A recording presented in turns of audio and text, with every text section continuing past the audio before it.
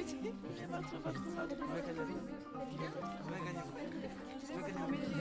Quel est votre métier? Quel est votre parcours? Combien gagnez-vous?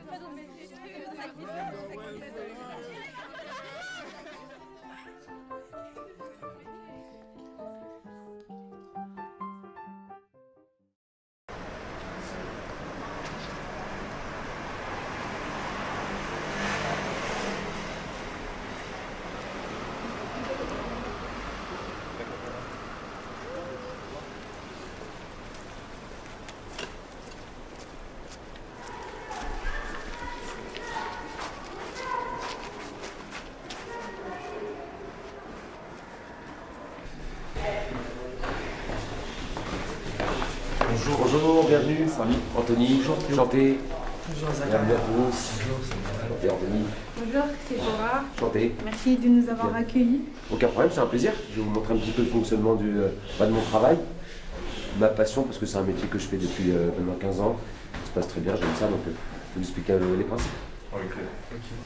Alors, pour commencer, quel est votre métier? Alors moi, je suis professeur de judo.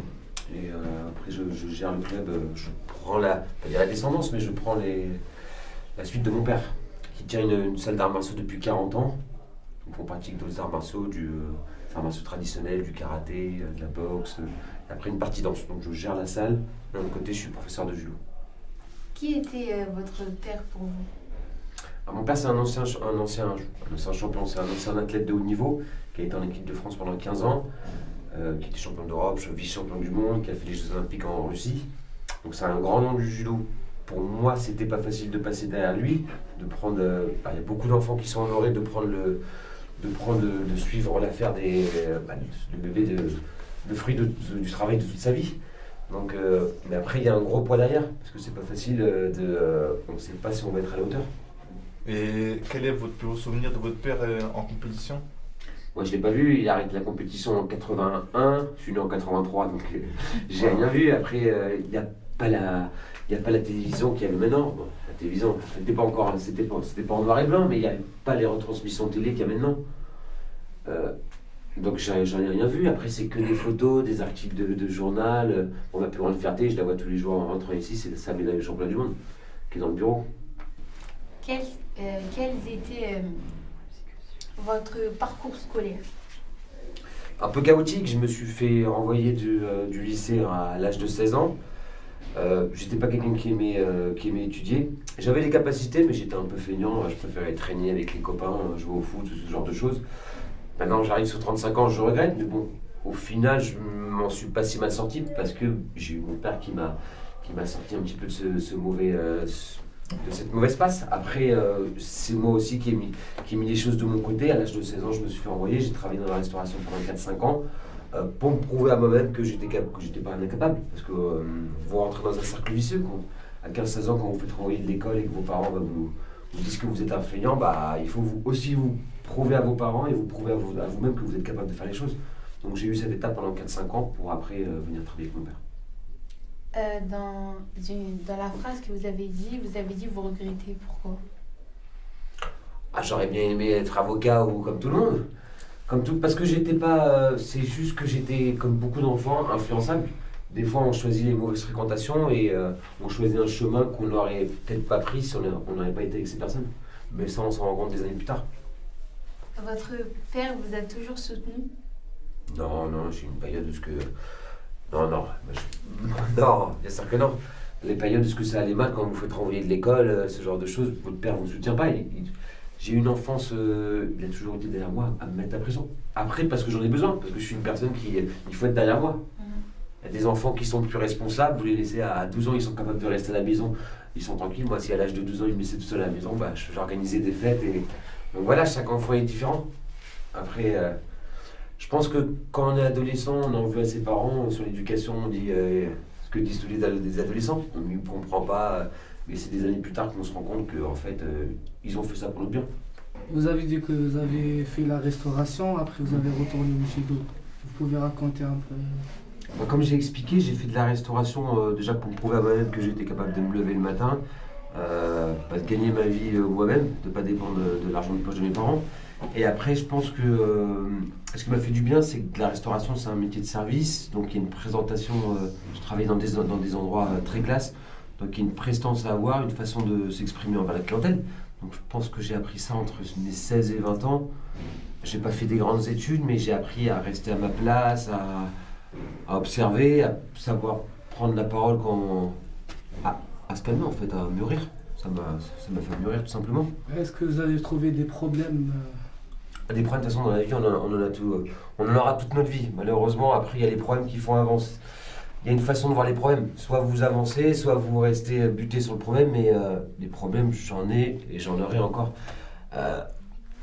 On apprend avec... De toute façon, j'ai toujours dit on apprend avec les erreurs. Donc les problèmes, quand on a un problème, on prend une décision. Soit on prend la bonne, soit on prend la mauvaise. Dans des deux côtés, on gagnera.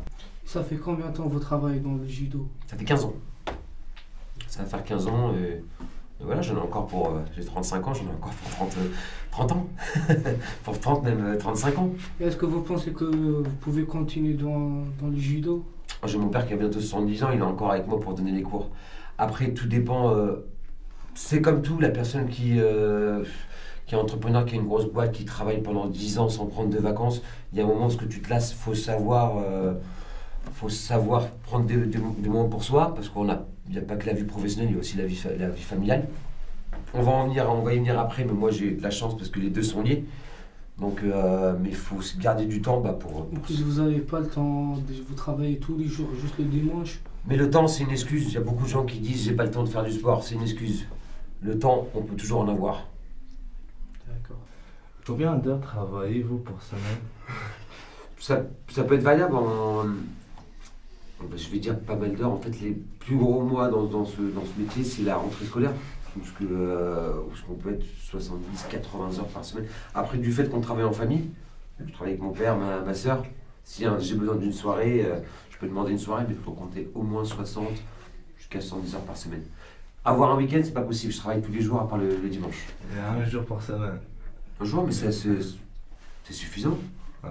Pour moi, c'est suffisant parce que j'aime pas rester à la maison. Tu as l'habitude? Ouais, j'ai l'habitude. J'ai l'habitude. Si au bout d'une semaine de vacances, si vous me laissez une semaine de vacances, si je reste sur Paris, je m'ennuie.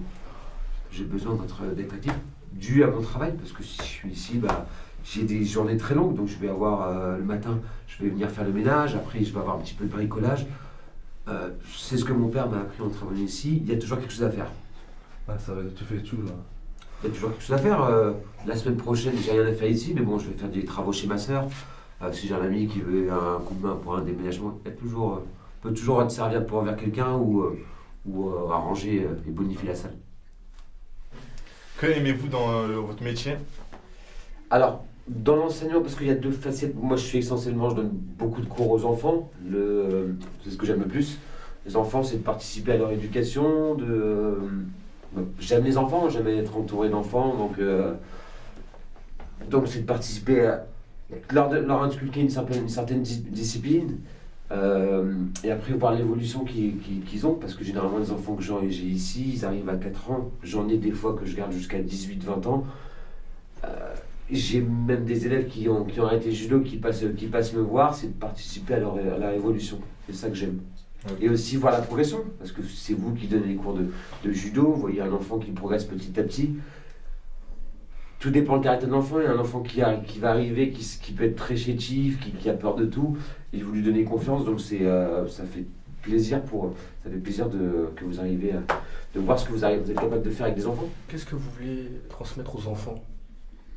Aux enfants, déjà en judo, il y a une grosse discipline, donc déjà arriver à l'heure, la politesse, toutes ces règles qui sont importantes dans la vie, qui vont leur servir pas que dans une activité sportive, mais aussi dans leur futur travail. Il y a un code moral en judo, vous verrez, il est accroché ici dans les vestiaires. Le courage, la modestie, le don de soi, toutes ces choses-là, c'est des choses importantes dans la vie et dans mon sport, dans le judo. J'en profite moi aussi pour vous poser une question. Qu'est-ce que vous pensez un petit peu pas de mon cursus, mais moi qui travaille en famille, comment vous sentez-vous, quelle affinité avez-vous avec vos parents?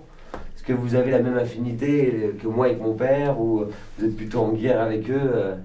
Seriez-vous capable de travailler déjà avec votre famille? Ah là, je sais pas comment répondre là. Attendez. Parce que c'est pas facile, hein. Tu veux que je commence? Tu sais pas? Ben moi, travailler déjà avec ma famille, franchement, non. Mon père, c'est quelqu'un de très droit, très exigeant. Il veut toujours que ça soit carré. Et moi, Et tu aimes pas ça? non. Et moi, j'aime bien qu'il y a des petites vagues, un peu, on va dire ça comme ça. Un petit Ouais, parcours de vagues. Mais après, c'est vrai. Parce que peut-être que parce que t'es jeune. Moi, mon père était droit aussi. Moi, j'étais dans l'adolescence, jusqu'aux 20 ans, j'avais besoin de... Et après, avec l'âge, je me suis rendu compte que j'ai besoin que ça soit carré. Ouais, Donc après, on évolue avec les années. Peut-être que d'ici... ouais, ça va changer. Mais Bien sûr. franchement, je sais pas du tout. Là, pour l'instant, non. Après, plus tard, je sais pas. Je sais pas. Et toi, Samy? Moi, avec mon père, il travaillait dans des usines, comme il est vieux, tout ça. Lui, à son époque, c'était dur de travailler. Ouais. Moi, j'aimerais faire son parcours aussi. J'aimerais travailler, fondre une famille, avoir des enfants, tout ça. Et Bien j'aimerais sûr. devenir un comme mon père. Mon père, il est ponctuel, il est droit. On est tous les trois des enfants d'immigrés. Mes parents sont arrivés en France aussi dans les années 60. C'est pas... Ils ont fait beaucoup de concessions pour en arriver où ce qu'ils en sont. Ouais. Et nous, on récolte le fruit de tout ça. Donc, des fois, il faut se rendre compte de la chance qu'on a. Ouais, Parce que nos ouais. parents se sont saignés pour qu'on ait une éducation, pour qu'on ait tout ce qu'on a. Ouais. Debout. Chacun dans un cercle, les garçons. C'est ça en plus. Allez, vous êtes à l'intérieur du cercle. Vous sautez, Théophile. Sautez. Très bien. On reste sur la chaussette. Dans la chaussette à l'intérieur. L'autre jambe relevée. Qui tient debout, sans tomber. Parfait. On garde la chaussette à l'intérieur du cercle. Et vous tournez. Donc là, c'est un travail. Toujours sur l'équilibre. On tourne. Très bien. On rentre dans l'intérieur du cercle. Regardez, travaille la coordination. On sort du cercle, on lève les mains. On revient. Et quand vous avez compris, on accélère. On les mains pour d'abord. Très bien, stop. Dans la chute arrière, je descends, je roule. Et je frappe. Allez, un. On revient. Deuxième. Allez, 2. On descend. On revient. Et 3. Bon, c'est parti. Très bien. Vous vous relevez. Vous donnez votre cercle et vous choisissez un enfant. Vous mettez face à lui. Alors, le salut, c'est une marque de respect qu'on fait au début et à la fin du cours. C'est envers le professeur. Et normalement, on est face au portrait du fondateur du judo. Et donc, c'est une marque de respect pour commencer le cours. Après, sur un combat, quand on salue l'adversaire, c'est une marque de respect pour lui. Alors, on salue tout simplement. Très bien. Alors, mettez-vous debout, je vais vous apprendre ça. C'est des choses qui vous servent dans la vie de tous les jours. Donc, apprendre à chuter. Une chute avant à droite, je vous la montre dans un premier temps. Donc, on a la jambe droite avancée. Le principe, ce n'est pas une galipette, je ne vais pas poser la tête. Je vais venir poser le main et rouler sur le bras. Le bras, regardez, il va venir rentrer à l'intérieur. Bon, le tatami va rentrer au contact de tout le bras. Je pousse sur mes jambes. Là, je pousse. Je frappe avec l'autre main. Je vous montre doucement. Jambe droite devant. Main posée. Le bras droit qui vient, qui rentre. Ma tête ne bouge pas. Je frappe. Allez, vous pouvez essayer chacun votre tour. C'est tout simple, comme une calipette. Vous posez les mains. Roulez. Frappez. Alors, il n'y a rien de compliqué, essayez, c'est pour essayer. Moi, je comprends rien. Ça? Posez deux mains au sol dans la même direction. Ici, tu roules sur le bras, roule sans poser la tête. Et tu frappes. Zachary, vas-y, essayez, Samy. Voilà, il n'y a rien de compliqué. Théo, voilà. Moi, j'arrive. Allez, Parfait.